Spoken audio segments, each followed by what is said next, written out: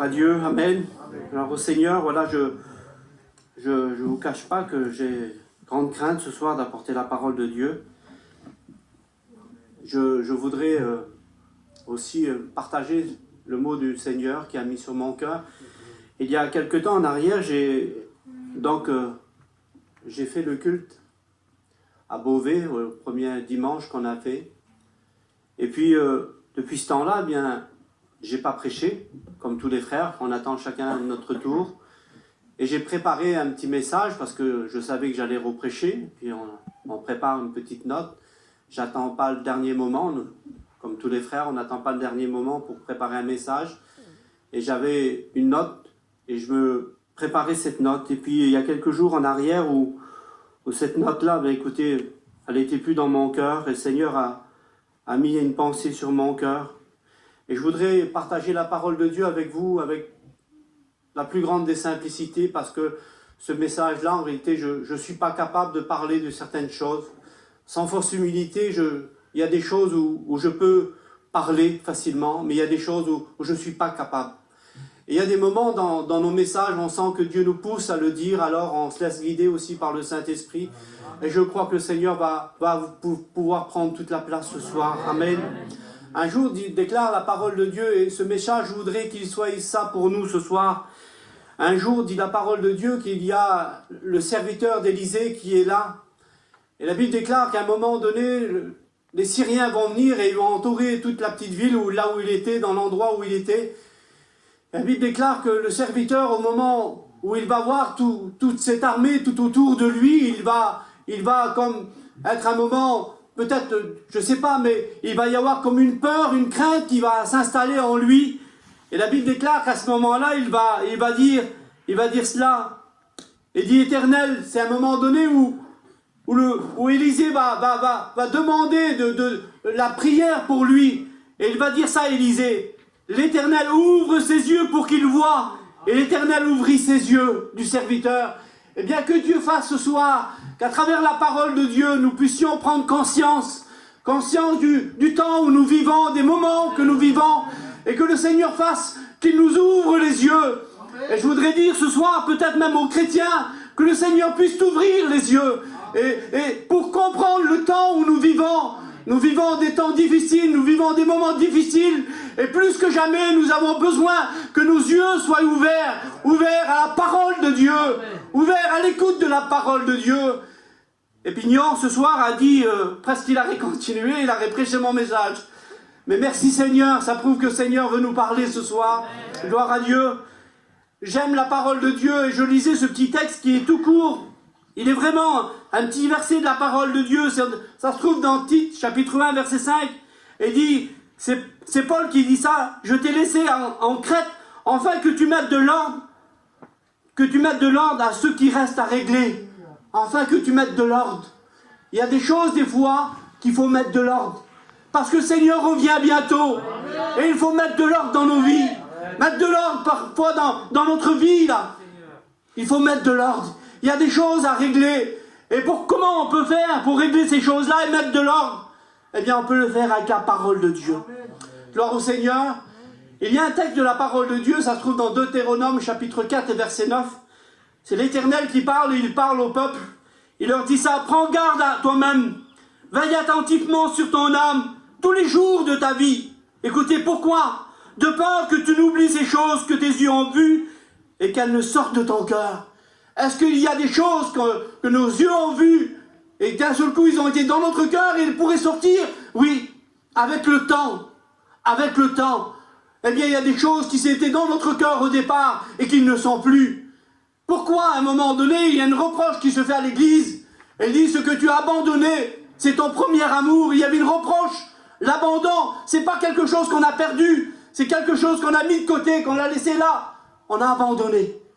Le Seigneur voudrait nous rappeler ce soir qu'il revient bientôt. Alors au Seigneur, alors je vais lire un verset de la parole de Dieu qui va nous introduire dans le message ce soir, qui se trouve dans Marc, chapitre 13 et verset 33.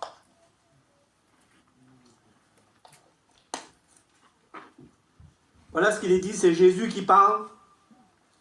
Et il dit ça.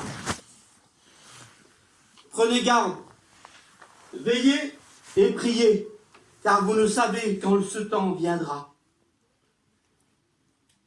Il en sera comme d'un homme qui, partant pour un voyage, laissa sa maison, remet l'autorité à ses serviteurs, indiquant chacun sa tâche, et ordonne au portier de veiller. Veillez donc, car vous ne savez quand viendra le maître de la maison, ou le soir, ou au milieu de la nuit, ou au chant du coq, ou le matin. Craignez qu'il ne vous trouve endormi à son arrivée soudaine. Ce que je vous dis, je le dis à tous. Veillez. Et c'est ce que nous avons besoin de veiller et de prendre garde. Je lis un autre texte qui se trouve dans Jean 14, verset 1. « Que votre cœur ne se trouble point. Croyez en Dieu et croyez en moi. Il y a plusieurs demeures dans la maison de mon Père. Si cela n'était pas, je vous l'aurais dit. Je vais vous préparer une place. Et lorsque je m'en serai allé et que je reviendrai, je vous prendrai avec moi. Afin que là où je suis, vous y soyez aussi. Amen. Vous savez où je vais. » Beau ça. Amen. Vous savez où je vais. Et vous en savez le chemin. Gloire au Seigneur. Amen. Et puis l'autre jour, avec Gazo, on s'est régalé par rapport à la parole de Dieu, de ce que le frère nous a apporté. C'était merveilleux. Et puis, là, on a un programme. Le Seigneur nous présente un programme. Il met les disciples en garde par rapport à son retour. Il dit, il viendra, mais on ne sait pas quand. Il dit, mais le maître a mis à votre disponibilité sa maison. Vous devez en prendre soin. Mais il dit, par contre, il viendra. Mais vous ne savez pas quand il reviendra. Et puis le verset plus loin, où on trouve dans ce chapitre que le Seigneur a été nous préparer une place. Et dit, je m'en vais vous préparer une place. Et je veux que là où je suis, vous y soyez aussi. Et David, eh bien, je dis à prêcher sur les promesses du Seigneur. Et ça, c'est une promesse de la parole du Seigneur. C'est une promesse de Jésus. Et je pourrais vous dire que Jésus, excusez-moi du mot, mais Jésus ne ment pas. C'est pas un menteur. Ce qu'il a promis, il va l'accomplir.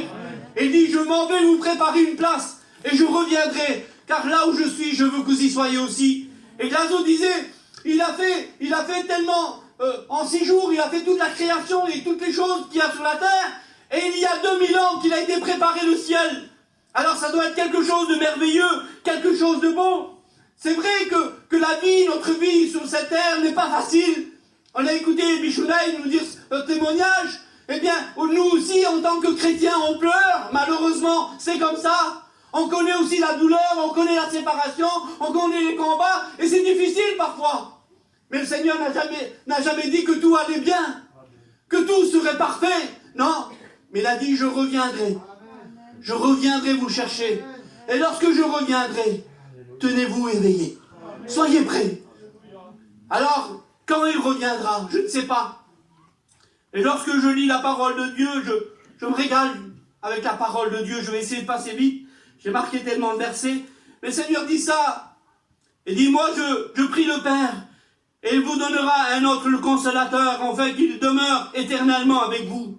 L'Esprit de vérité que le monde ne peut recevoir parce qu'il ne le voit pas et ne le connaît point.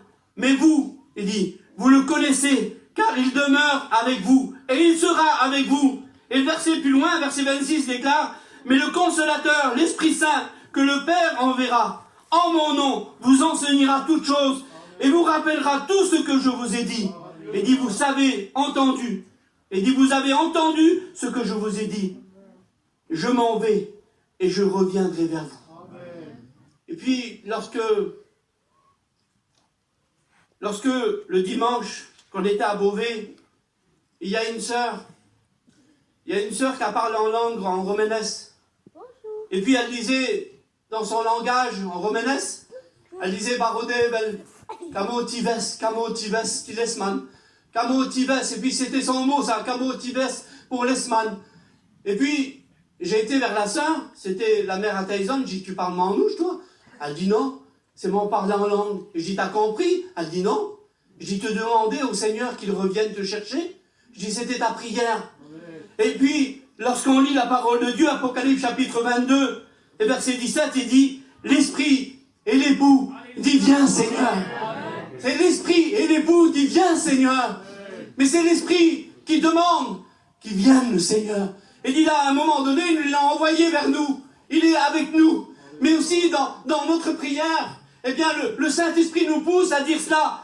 Et nous avons besoin de l'entendre. Est-ce que vous l'écoutez beaucoup dans les réunions, vous?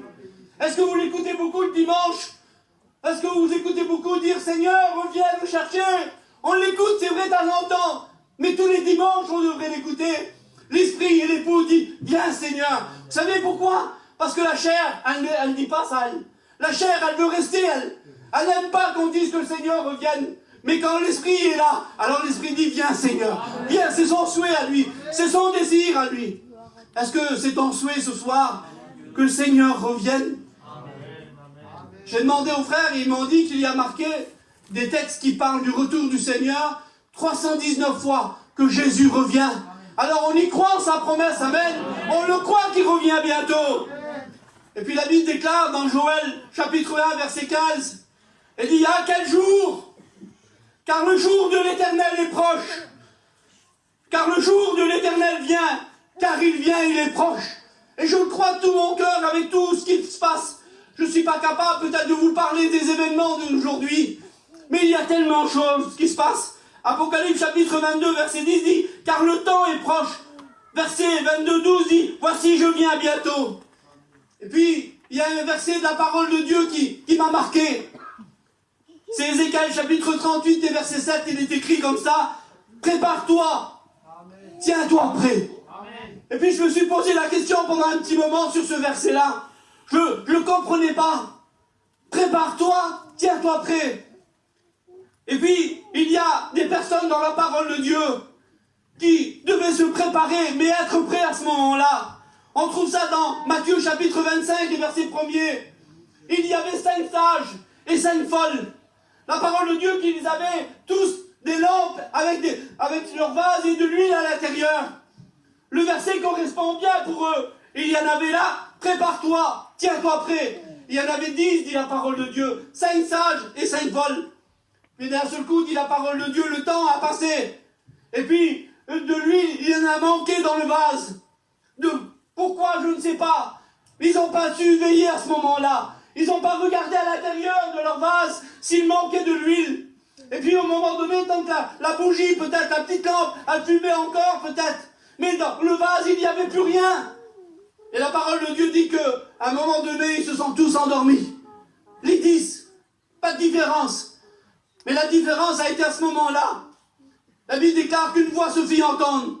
Voici l'époux, allez à sa rencontre. La Bible déclare qu'à ce moment-là, ils se sont réveillés tous les 10. Mais il y en avait 5 qui avaient une réserve. Et 5 autres qui n'en avaient pas. Ils ont été obligés d'aller en arrière. Mais le temps de revenir, c'était fini. C'était trop tard pour eux. Trop tard. Ils avaient manqué le coche. Ils avaient manqué le but. Ils avaient manqué le rappel. Ils avaient manqué le plus grand rendez-vous qu'ils avaient.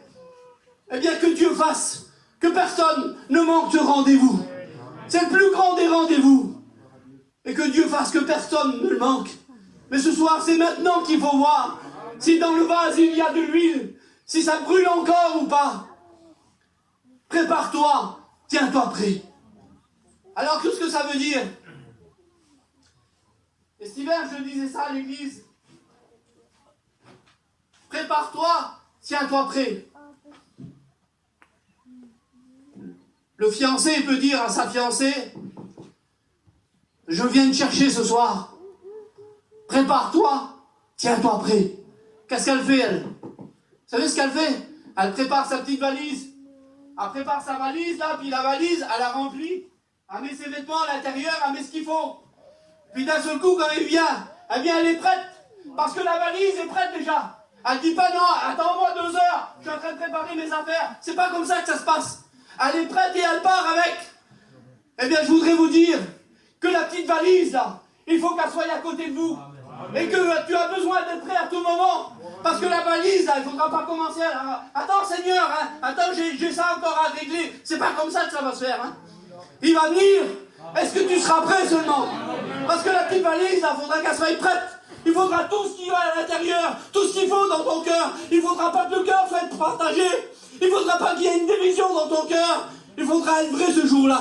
Parce qu'il ne dira pas, attends, j'attends, hein. Attends 2 jours encore, je vais attendre. Non, il viendra.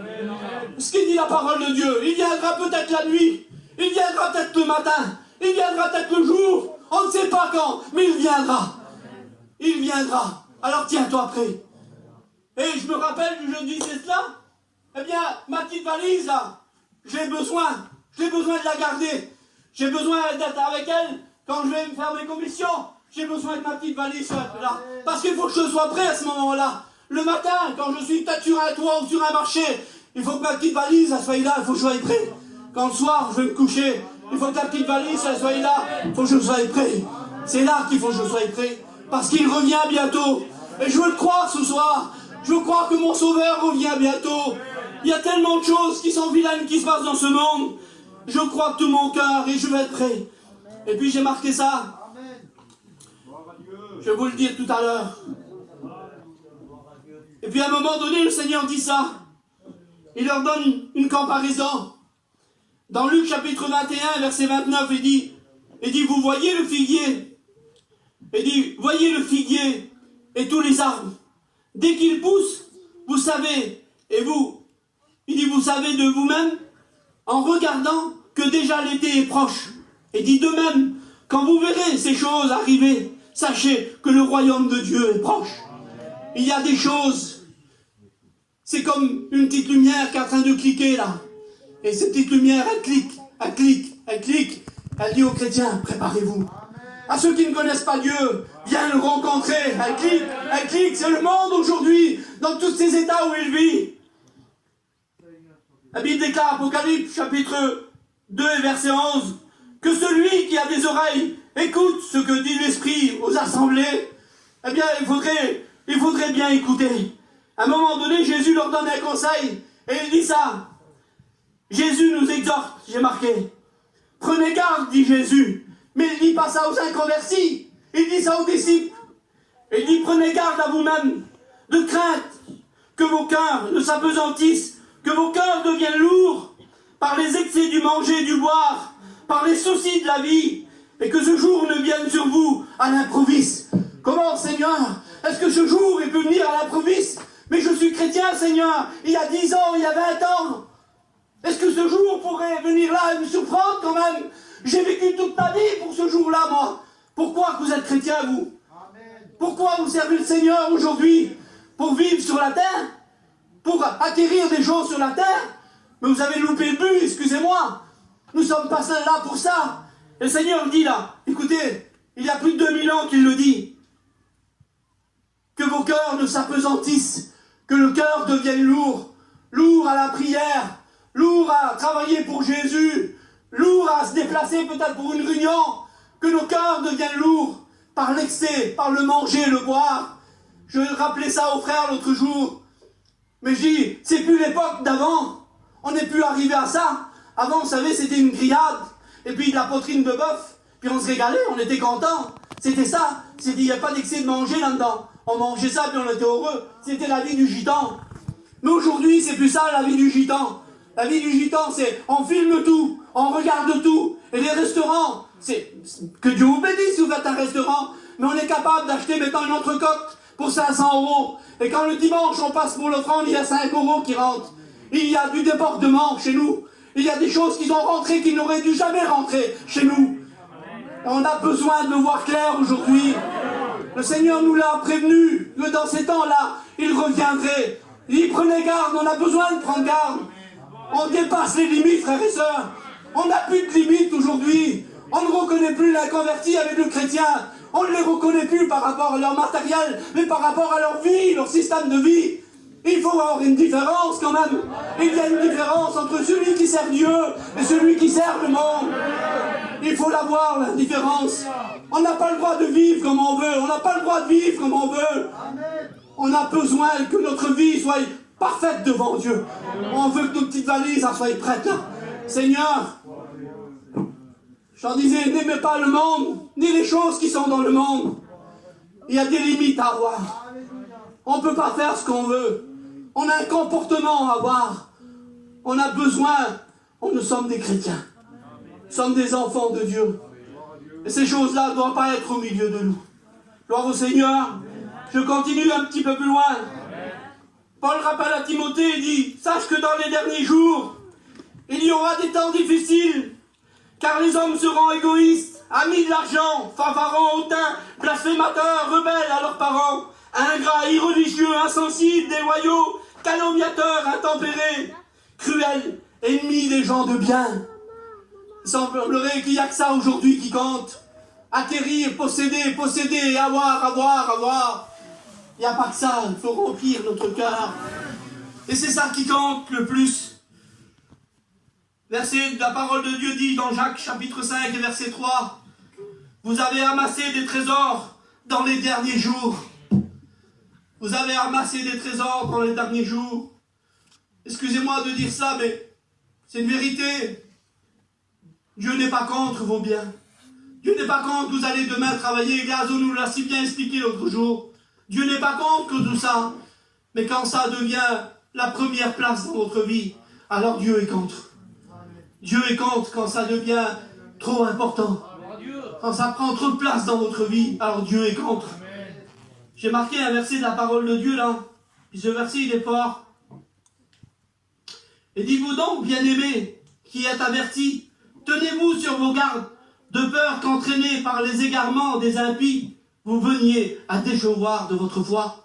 Comment est-ce que c'est possible? Bien oui, c'est possible, c'est marqué dans 2 Pierre, chapitre 3, verset 17. Au lieu d'entraîner les inconvertis à la réunion, les entraîner avec nous, est-ce que c'est eux, ils peuvent nous entraîner? Nous amener, oui, là, ils peuvent vous emmener. Ils peuvent vous amener dans leur chute. Mais nous devrons prendre garde ce soir, amen. Parce que le Seigneur revient bientôt. Le Seigneur revient bientôt et je veux le croire de tout mon cœur. Matthieu chapitre 24 et verset 12 dit, le plus grand nombre, l'amour du plus grand nombre se refroidira. Dans les derniers temps, quelques-uns abandonneront la foi. La foi ne sera plus là. L'amour ne sera plus là. C'est la parole de Dieu qui le dit. Donc nous avons besoin de prendre garde, frères et sœurs. Nous avons besoin de l'entendre. Peut-être que le message ce soir ne vous plaît pas tellement. Excusez-moi, mais je préfère plaire à Dieu qu'à vous ce soir. Au moins j'aurais fait ce que Dieu me demande de faire. On n'a pas le droit de vivre comme on veut. L'amour n'y est plus pour Dieu. L'amour les uns pour les autres n'y est plus. Et le Seigneur dit, dans les derniers temps, quelques-uns abandonneront la foi. Si ce soir tu n'es pas capable peut-être de prendre conscience, mais c'est maintenant qu'il faut prendre conscience. C'est ce soir de dire, Seigneur, il y a des choses à régler dans ma vie, il faut que je mette de l'ordre dans mon cœur. Il ne faut pas que je vive comme je veux, Seigneur. Il faut que tu passes le premier.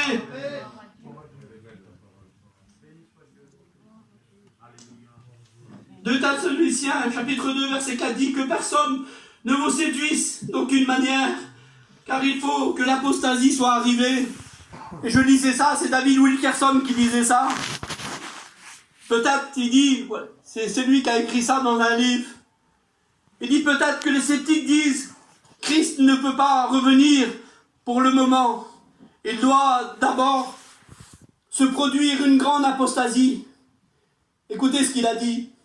Il faut faire exprès de se voiler la face pour ne pas voir qu'une apostasie criante gagne le monde entier.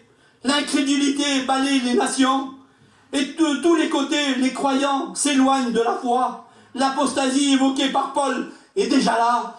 Vous savez pourquoi je dis ça? Parce que c'est dans le monde entier, il n'y a pas que l'ethnie, excusez-moi, il n'y a pas que Ville Lumière qui sera sauvée. C'est des millions de personnes qui connaissent Jésus aujourd'hui sur la terre. Et on regarde simplement peut-être qu'au petit noyau que nous sommes nous. Mais il y a des millions et des centaines de chrétiens qui abandonnent la foi. Mais je voudrais vous dire que Jésus revient bientôt. Et il faut se tenir prêt. Gloire au Seigneur. J'avance un petit peu. Que personne ne puisse. À un moment donné, je vais arrêter là, mais je vais continuer dans un autre verset. Vous savez, aujourd'hui, ce qui se passe, on voit ce virus, vous pensez que demain, ça ira mieux? Vous pensez que ça ira mieux? Les jours ne seront pas mieux. Je ne veux pas porter malheur et dire que ça ira bien, c'est pas vrai. De jour en jour, ça ira plus mal en plus mal, de mois en mois. Les plus grands des médecins du monde se sont réunis ensemble. Et ils ont dit par rapport à ce qui se passe aujourd'hui, et dit ce qui nous attend devant nous sera encore pire. Parce que le monde n'est pas fait pour s'arranger. Le monde n'est pas fait pour s'arranger. Il y a des choses aujourd'hui qu'on ne connaît pas. Vous savez qu'aujourd'hui, il y a 50 000 personnes en Suède qui portent la puce. C'est pas la puce de l'antéchrist. Mais je veux dire, on fait aujourd'hui des essais. On essaye, on rentre dans un système. Vous savez qu'en Suède, il n'y a plus de liquidité. On parle de la France en 2023 qu'il n'y aura plus de liquidité. Les choses avancent très vite. On est rentré dans un camp qui s'est en train de rouler là. Et puis si nous, on ne prend pas garde de tout ce qui se passe autour de nous, qui c'est qui va le crier? Qui c'est qui va le dire? Est-ce qu'on va laisser les gens vivre comme ils veulent? Mais Jésus revient. Amen. Jésus revient bientôt. Amen. Et on doit être prêt. Amen. On doit être prêt. Amen. Philippiens chapitre 4 verset 5 dit, le Seigneur est proche. Romains chapitre 13 verset 12 il dit, la nuit est avancée, le jour approche. Jean 9 chapitre 9 et verset 4 dit, la nuit vient où personne ne pourra travailler. Luc chapitre 21 verset 36, veillez donc et priez en tout temps, afin que vous ayez la force d'échapper à toutes ces choses qui arrivent, afin de paraître debout devant le Fils de l'homme. Il faudra être prêt. Prépare-toi, tiens-toi prêt. Apocalypse déclare, je viens bientôt. Prépare-toi, tiens-toi prêt. Hier j'ai marqué ça. Tiens-toi prêt. En été ou en hiver, tiens-toi prêt. Dans la joie ou l'épreuve, tiens-toi prêt. Dans le jour comme dans la nuit, tiens-toi prêt. Dans l'abondance ou la disette, tiens-toi prêt. Dans la santé ou la maladie, tiens-toi prêt. Dans les pleurs ou le bonheur, tiens-toi prêt. Dans le secret de son nom, tiens-toi prêt. Dans la prière, tiens-toi prêt. Dans le combat, tiens-toi prêt. Tiens-toi prêt, chrétien. Tiens-toi prêt, chrétienne. Car le temps est proche, dit la parole de Dieu. Éphésiens chapitre 1, verset 10 déclare, lorsque le temps serait accompli, quel bonheur, Seigneur, lorsque le temps serait accompli, de réunir toutes choses en Christ, celles qui sont dans les cieux et celles qui sont sur la terre. Parce que je crois à cela, je crois en ses promesses. Il a dit qu'il reviendrait, alors je veux le croire et je veux être prêt à son retour. Mais il a dit aussi qu'il va revenir. Et quand il va revenir, il va réunir celles de la terre à celles du ciel. Il va les réunir ensemble, dit la parole de Dieu. Et celle qui est sur la terre, c'est nous aujourd'hui. Mais c'est aussi ceux qui sont en attente de cela. Dans Jean chapitre 5 verset 25, il dit, ne vous étonnez pas de cela, car l'heure vient où tous ceux qui sont dans les sépulcres entendront sa voix et en sortiront. Et c'est notre espérance là, gloire au Seigneur. On le prêche, mais on veut le vivre aussi. Il revient bientôt. Et ce temps-là se fera lorsqu'il reviendra chercher son église, de réunir celle qui est sur la terre et celles qui sont du ciel. Parce que lui, il est du ciel, alors il viendra nous chercher. Il reviendra nous chercher. Il reviendra où tous ceux qui sont dans les sépulcres entendront sa voix, dit la parole de Dieu. Ainsi en est-il de la résurrection des morts. Le corps est semé corruptible, ça veut dire mortel. Il ressuscitera incorruptible, immortel. Gloire au Seigneur. Je continue, puis une petite page, puis j'arrête. Verset 44, il est dit, il est semé méprisable, il ressuscitera glorieux. Il est semé infirme, il ressuscitera plein de force.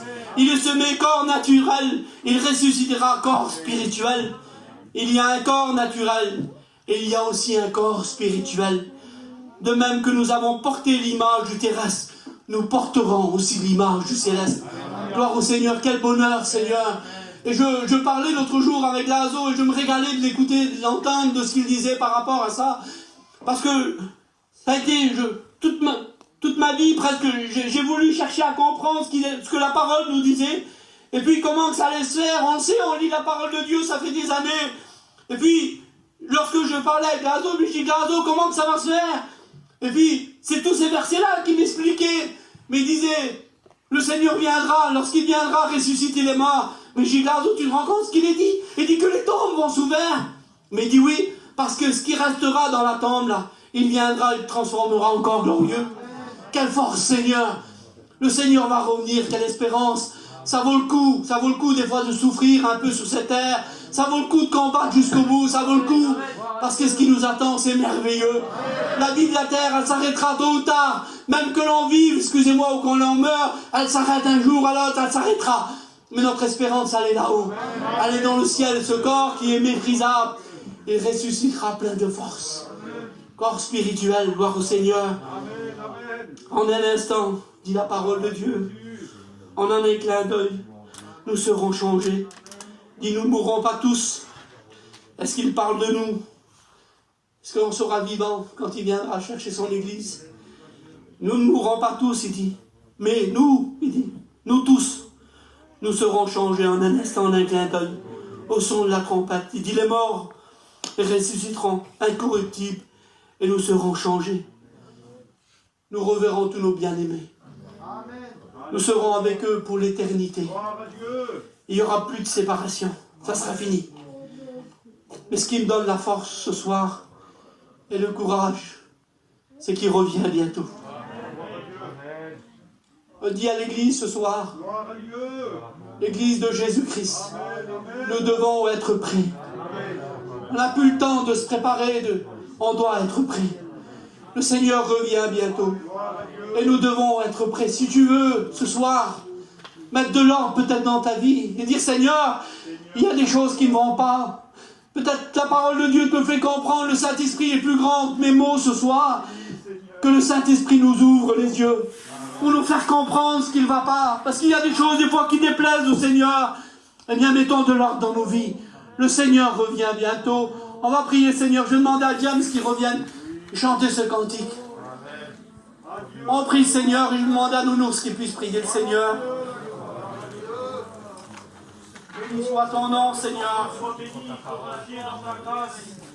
Merci pour ta parole, Seigneur. Oui, Seigneur, nous s'attendons à toi. Seigneur, tu vas revenir nous chercher. Amen, amen. Seigneur, nous voulons s'appliquer.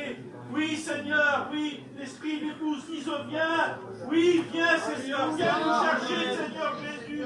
Que ton nom soit béni. À toi la gloire, Père. Merci, Sauveur. Amen. Merci, Seigneur. À Dieu la gloire.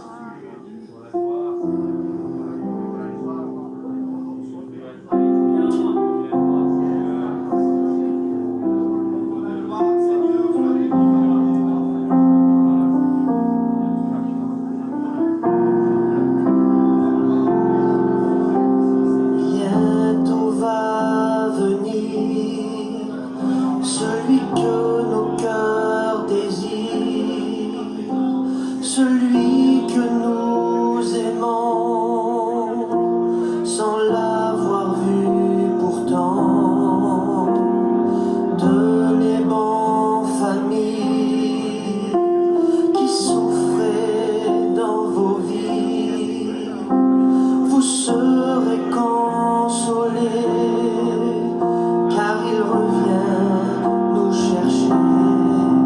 Jésus va venir mettre fin à nos souffrances. Son retour sera pour nous notre délivrance.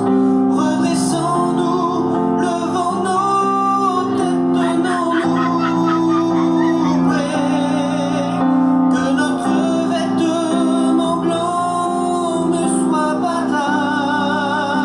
taché, car notre Dieu vient nous chercher.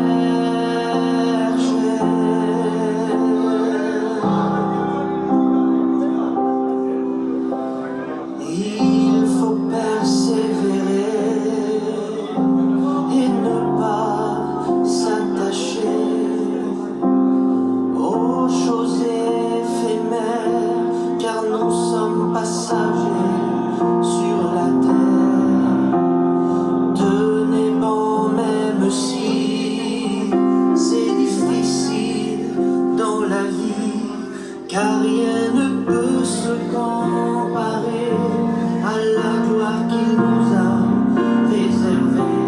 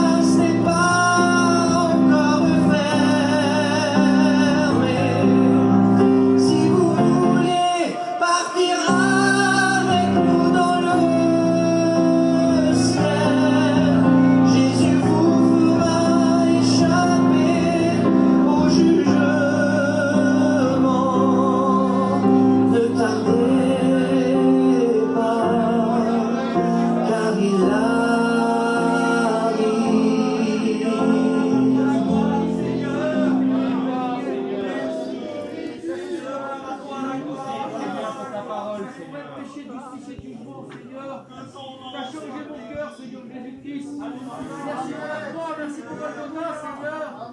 Je te loue, Jésus-Christ. Je t'aime, Seigneur Dieu. Merci pour ma vie, Seigneur.